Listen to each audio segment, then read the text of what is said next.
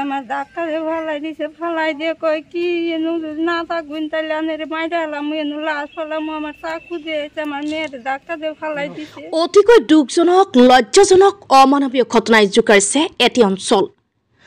ঘৰত স্বামী নথকাৰ সুযোগ গ্ৰহণ কৰি পত্নীক ধৰ্ষণ এজন পাখণ্ডৰ। কন্যা সন্তানৰ সন্মুখত মাতৃক ধৰ্ষণ এজন মানৱৰূপী দানৱৰ। ঘটনাৰ বিৱৰণী অনুসৰি যোৱা 9 জুলাইত নিশা বজালী জিলাৰ অন্তৰ্গত কাৱৈমাৰী 12 নং ব্লকত সংঘটিত হৈ এই জঘন্য ঘটনা। কাৱৈমাৰী 12 নং ব্লক নিবাসী মানিক আলীৰ ঘৰত সংঘটিত হৈ এই অমানৱীয় ঘটনা।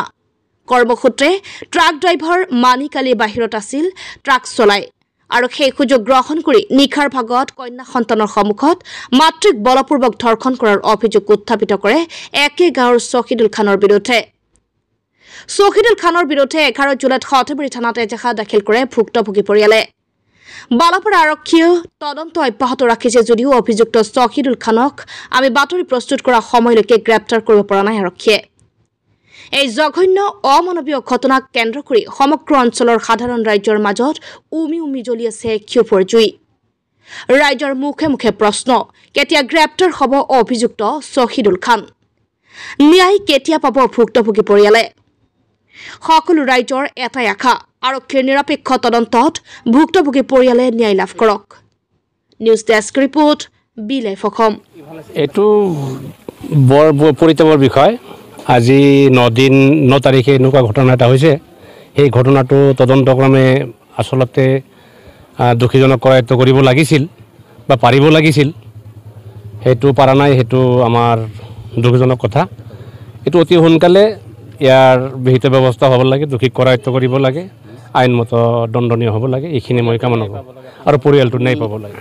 হয়তো ঘটনাৰ সময়ত ঘৰত নাছিলোঁ যদিও শুনিছোঁ যে এনেকুৱা ঘটনা এটা হৈছে। আমাৰ ৰাইজৰ পৰাই এটাই কথা, দোষীক শাস্তি হ'ব লাগে, দোষী যায় তাৰ শাস্তি হ'ব লাগে।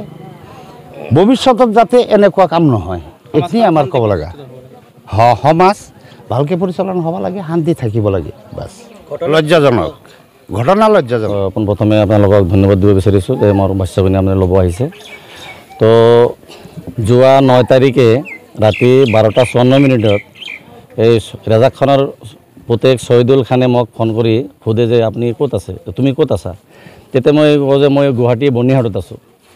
বোলে তেতিয়া মোক সোধে তোমাৰ গৰুটো ক'ত? গৰুটো কোৱালিত আছে, মানে কুকুৰে ইমান ভুগি আছে, গৰুটো কিন্তু তোমাৰ চুৰে লৈ যাইছে, তুমি তোমাৰ ৱাইফক সোনকালে উঠবা দিয়া।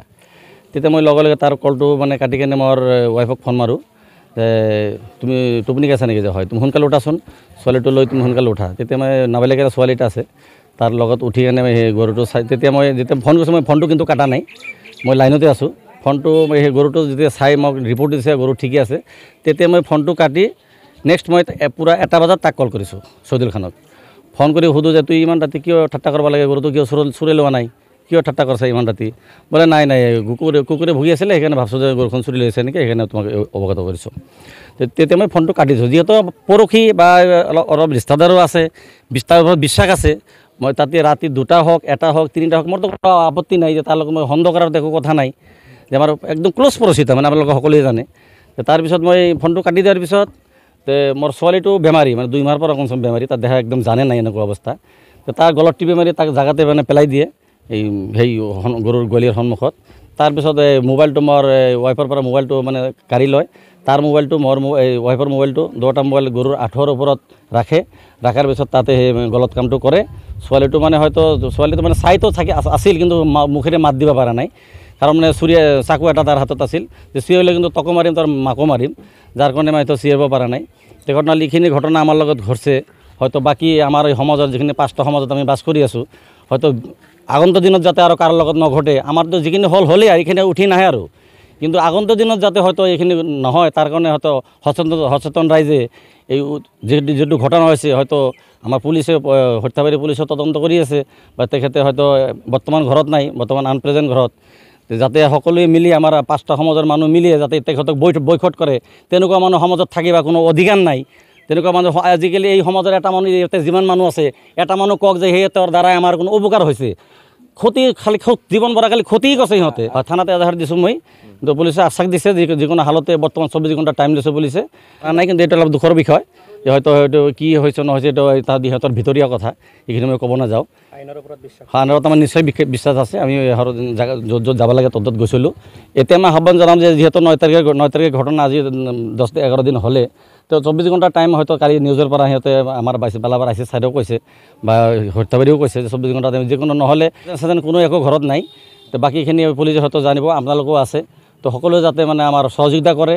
আৰু এই আমি যে 40 বছৰলৈ ইয়াতে বসবাস কৰোঁ, আমি 4টা ভাই, আমাৰ 4টা ভাইৰ কাৰণে যদি এই অঞ্চলত কোনোবাই যদি আমাৰ বিচাৰ চালিচ বা আমি কাৰো মাৰি কাৰো পইচা মাৰা, কাৰো পিটি যদি এটা ৰেকৰ্ড আছে, বেয়া ৰেকৰ্ড আছে, আমাক কোনে ৰাইজে বৰ্তমান আমাক কওক যে তোমাৰ বেয়া ৰেকৰ্ড আছে, সেইকাৰণে তুমি কেছটো তোমাৰ মানে বেয়া বা মিছা কেছ, এনেকৈ একটা ৰিপৰ্ট যদি কোনোবাই দিব পাৰে দিয়ক। মই ইয়াতে প্ৰেজেণ্ট আছোঁ, মোৰ সন্মুখত কওক যে না। আৰু তেখেতে যদি কোনো এনেকুৱা কোৱা মানুহ যদি আছে, সেই পৰিয়ালটোৱে আমাৰ পৰিয়াল ভাল মানুহ, তেখেতৰ ওপৰত মানে মিছা মানে অভিযোগটো আমি উঠাইছোঁ। কোনোবাই যদি কয় তেনেহ'লে কওক, এতিয়া মোৰ সন্মুখত কওক। তোমাৰ মই আঁতৰি আছোঁ, এই মাৰাৰ ভাবুকি আহি আছে যে সেইটো কৈ আছে যে ৰেপ কেছত মানে জেল নাখাটে, সিহঁতে লাগিলে মাৰ্ডাৰ কেছত খাটিব। সি মানে কি প্লেনটো লগাইছে যে এতিয়া যদি মোক মাৰ্ডাৰ কৰে, সেইটো কেছ তলত আহিব, এই মাৰ্ডাৰ কেছটোৰ ওপৰত আহিব, যাৰ কাৰণে ৰেপ কেছত জেলত নাযায়, মাৰ্ডাৰ কেছত যাব। হয়, এইখিনি মই ঘৰত যোৱা নাই, পৰিয়াল আমি বেলেগত আছোঁ। বাকী আপোনালোকে 5টা সমাজ আছে, আমাৰ পুলিচ প্ৰশাসন আছে, আপোনালোকে সকলোৱে যাতে সহায় কৰে। এই যিটো উচিত তদন্ত সেইটো কৰিব লাগে। মই যদি মিছা কেছ দিছোঁ, মোকো শাস্তি দিব লাগে, মোৰ তদন্ত হ'ব লাগে। আৰু যদি সঁচা তেনেহ'লে সেই তদন্ত হ'ব লাগে।